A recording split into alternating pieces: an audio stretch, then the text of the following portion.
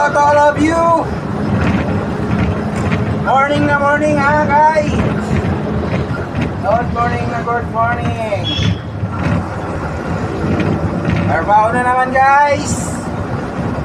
Trabaho na naman para sa pamilya guys.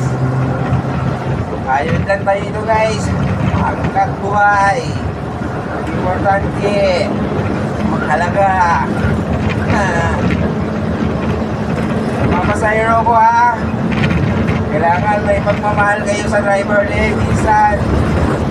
Kasi mahal na mahal kayo ng driver at sa conductor. Kaya kung kayo bilang passenger, mag-abang kayo sa may bus stop ha, huwag sa bawal. Para hindi rin mahuli kami mga driver. Sayang din kasi yung pag nahuli, abala. At saka gastos talaga guys pag ako nahuli sa inyo guys, dahil sa inyo. Alam ko naman na kayo ang hinahanap ng driver. Dapat kayo may malasakit sana sa driver din guys. Kailangan nasa bus stop kayo palagi guys para iwas huli kayo ng mga driver. Ano naman yung kukunti lang lalakarin sa bus stop para lang mag-abang kayo sa akin. Kailangan may pagmamahal kayo, hindi lang yung boyfriend sa asawa niyo yung mahal nyo.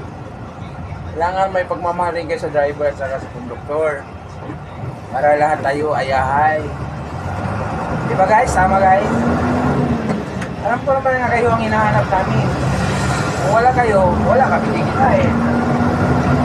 Kaya nga, ako bilang driver, nagpamahal sa inyong mga pasahero kahit saan kayo, pinasakay ko kayo hanggang kasi sa bus ko.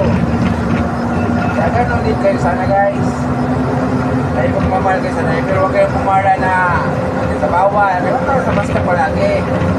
Nang hindi napagpahuli ako. Ha? Alam nyo na ha? Kaya sa mga sakay ka sa 50-54 ha? Tama kayo dun sa bus stop, huwag dun sa bawal.